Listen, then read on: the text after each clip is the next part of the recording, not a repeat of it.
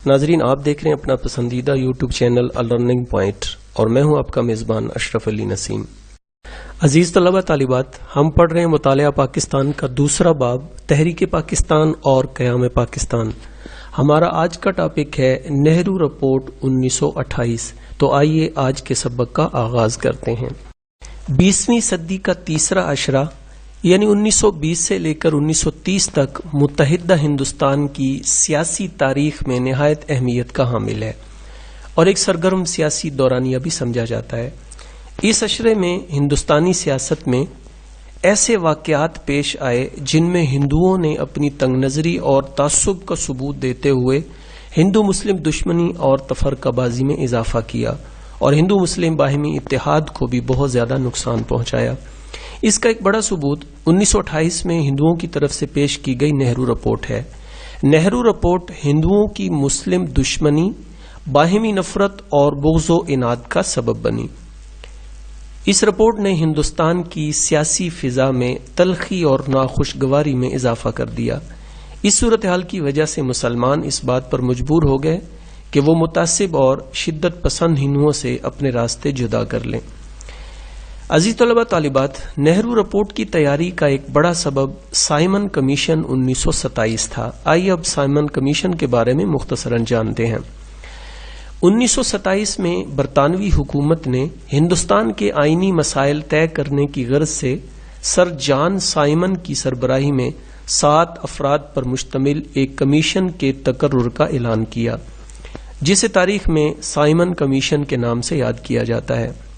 Simon commission 1927 دراصل انگریز حکومت کی ہندوستانیوں سے نفرت اور درپردہ سازش کی عکاسی کرتا ہے، جس کا اندازہ اس بات سے بھی لگایا جا سکتا ہے کہ اس سائمن کمیشن میں ایک بھی ہندوستانی نمائندہ شامل نہیں تھا۔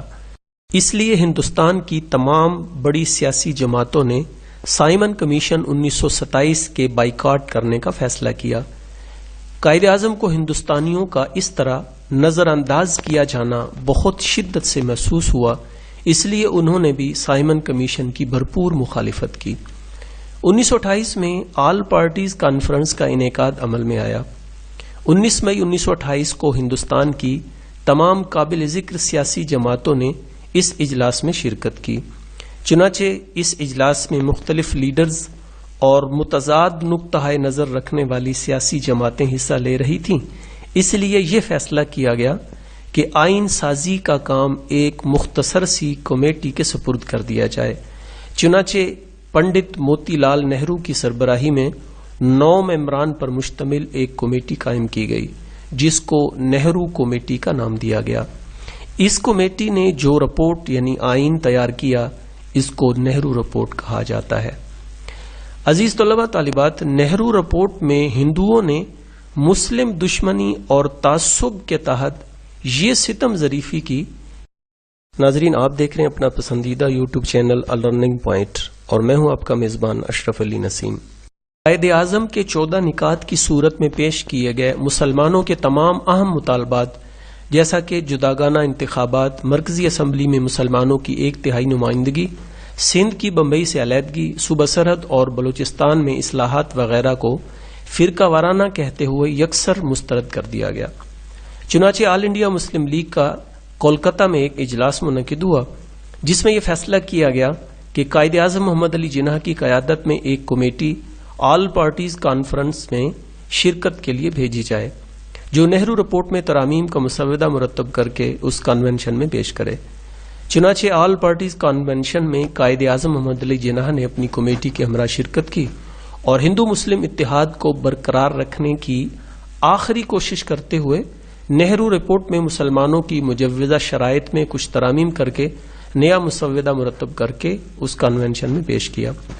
قائد اعظم نے کنونشن پر زور دیا کہ وہ نہرو رپورٹ میں مسلمانوں کی مجوزہ ترامیم شامل کر لیں تاکہ ہندو مسلم اتحاد کی راہ ہموار ہو سکے، مگر قائد اعظم کی تمام ترامیم مسترد کر دی گئیں۔ اگرچہ محمد علی جناح نے بطور ہندو مسلم اتحاد سفیر کے ناقابل تردید دلائل کے ذریعے ہندوؤں کو مصلحت پر آمادہ کرنا چاہا، مگر ہر بار ہندوؤں کی متعصب ذہنیت آڑے آئی۔